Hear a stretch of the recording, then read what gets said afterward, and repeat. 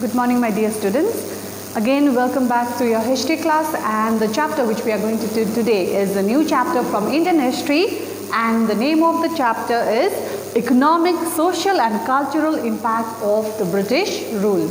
Okay, so this is now the chapter which we are doing is the third chapter from Indian history, and here we are going to do about the economic, the social and the cultural impacts of the British rule in India. So if you have your books, I want you all to open to this page, okay, or else you all listen carefully. So when the British, they ruled India, now the big question before them was how to govern a country like India, where there were diversities. You can see there were different religions. Okay, Hindu, Muslim, Sikhs, and the big question which came before the British government was how to rule India, how to govern India. Now the British, they wanted to follow a benevolent neutrality, that is a good neutrality. They wanted to have a good relation with the Indians, and they did not want it to touch the cultural path. They did not want it to interfere in the cultural and social affairs of the Indians, but politically they wanted to dominate. Okay, so politically they interfered and dominated, but culturally and socially they did not want it to interfere in any of their matters, because they thought that it would hurt the sentiments of the Indians. So because of this, now the British came up with this three schools of thought. Okay, these were the three schools of thought, because they feared that if they interfere into the cultural and the social matters of the Indians, then what would happen? It would affect the people, they would not be happy with the British. Clear? So they came up with this three school of thought. The first one, you can see the conservative school of thought. Okay, the conservative school of thought. So this school, what does it state, or what does it say? That the Indian state and society should not be disturbed by the infusion of alien Western ideas and reform. That means this school of thoughts. Okay, so the scholars of the first school of thought, the conservative school of thought, what was the belief was that the Indian state and the society should not be disturbed. The state and the society of India should not be disturbed by these Western ideas and thoughts. Okay? And the existing Mughal system of government. So this Mughal system of government and the existing Indian society and culture might be improved if necessary without disturbing the main structure. Okay, so again here, the scholars, they stated that the culture and the society, there might be some improvement. Okay, there might be some improvement in the culture and the society, that is only if necessary, but without disturbing the main structure. Okay, so this is what the first conservative Troy school, okay, they believed. Clear? So here they did not want it to interfere here in any of the cultural and the social matter, because they thought that this might hurt the sentiments of the Indians. The Mughal system of government, it might be improved here and there if necessary, but without disturbing the main structure. And Warren Hastings, Warren, Warren Hastings, he was the Governor General. So Warren Hastings, he was the innovator. Innovator means he was the creator of this doctrine. He was the creator of this doctrine. And who was the propagator? Propagator means a person who spread this. The propagator was Horace Hayman Wilson. Okay, Horace Hayman Wilson. Clear? This was the first school of thought. The second school of thought, the liberal Tories, the liberal Tories. Yeah, what was their belief? This school of thought, the second school of thought. Yeah, they believed that in respect of administration, the Muslim criminal laws should be replaced by the English, because the former was personal while the latter was rational. Rational means it was real. So the Muslim law can be replaced by the English law, because the Muslim law was personal while the English law was rational, something which was real, a reality. The revenue system should be reformed, but the revenue system, it should be reformed. There should be changes in the revenue system. Least interference should be made in social, again here, social and cultural affair. They did not want to interfere. At least, let's say a little, only a small amount, a least interference should be made in social and cultural matter. Then utilitarian, the next is utilitarian and evangelist school of thought. The last one, the third one. Okay, here Jeremy Bentham. Okay, J-E-R-A-M-Y. Jeremy Bentham. He was the philosopher of this school of thought, and James Mill was its propagator. Okay, propagator means again who, the person who spread this. And here James Mill, what he demanded was that this school of thought, utilitarian school of thought, the reform in the sphere of administration, society and culture in India should be introduced by the company. So this school of thought said that there should be some reform, some changes, a change for better, okay, should be introduced in administration, society as well as in culture by the company. Okay, so these three schools, I'll give you a note on this also. So these three schools, okay, they came up with their own views and ideas or their opinions. So you might get questions like, what were the opinions of the following schools? Okay, these three schools.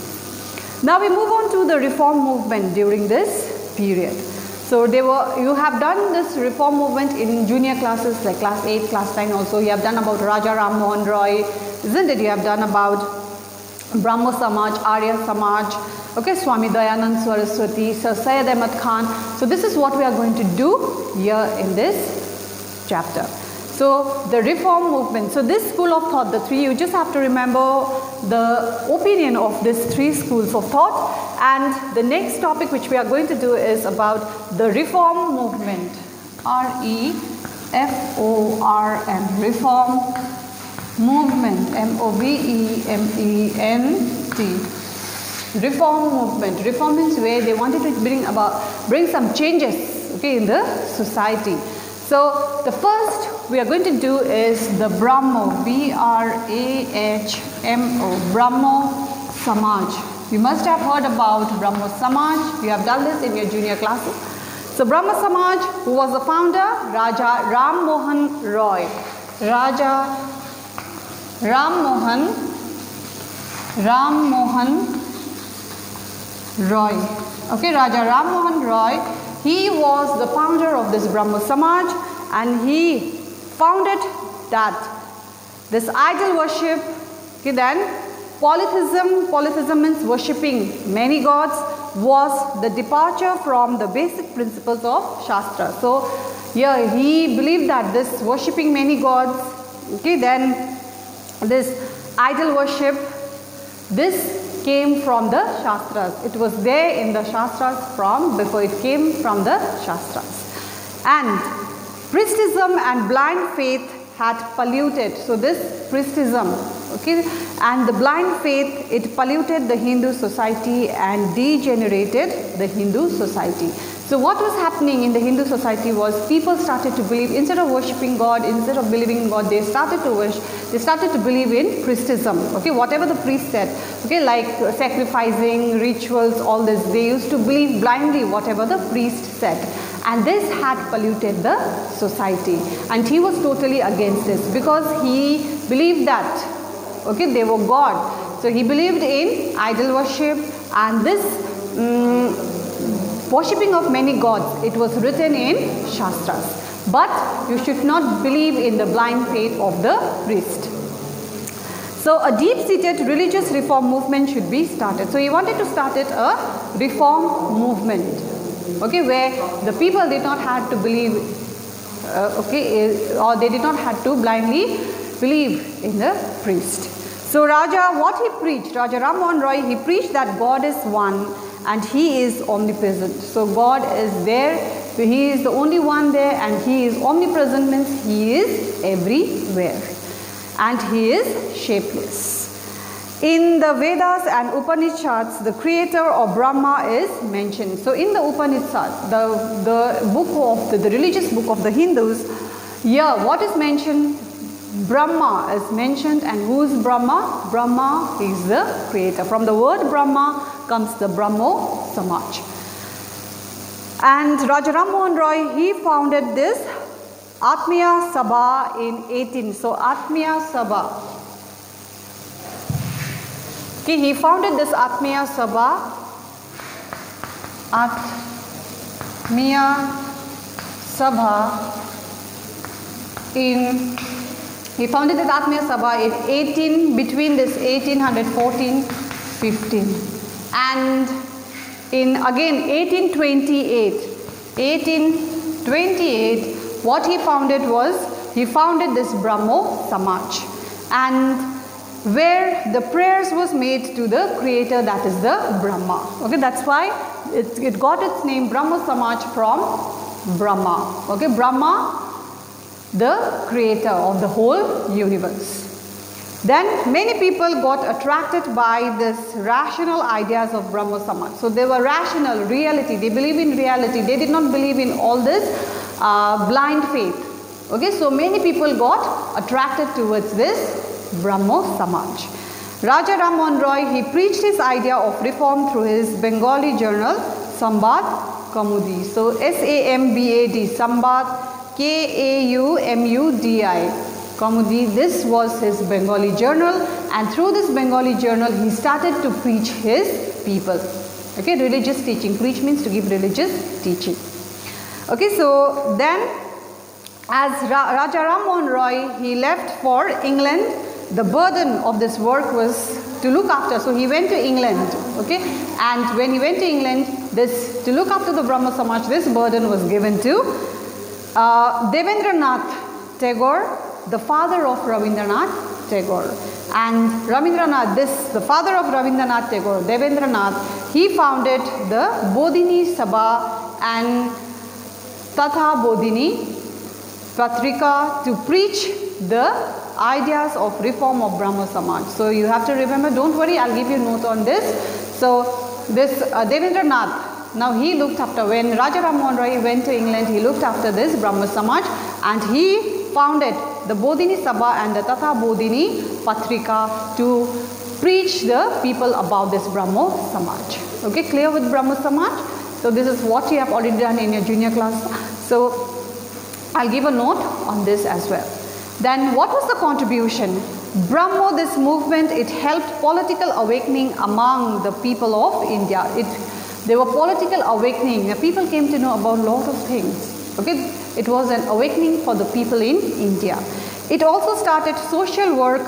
It started what? Social work among the factory workers, and distributed 1 penny bulletin preaching the evils of drinking. So they also started to preach the people how evil drinking was. Okay, taking alcohol, drinking was very, very evil. It was not good. So some critics pointed out that the impact of Brahmo Samaj was felt among the urban middle class people. It failed to influence the peasants, the lower middle class. So yeah, some of the people, critics say that this Brahmo Samaj was only for the middle class people. Okay, middle class people of towns and cities, but the villagers, okay, those middle class people, the farmers, the peasants, okay, it failed to influence them. Still, the Brahmo Samaj destroyed the stagnation that rotted the Hindu society by discarding disincarnations and divinity among some men.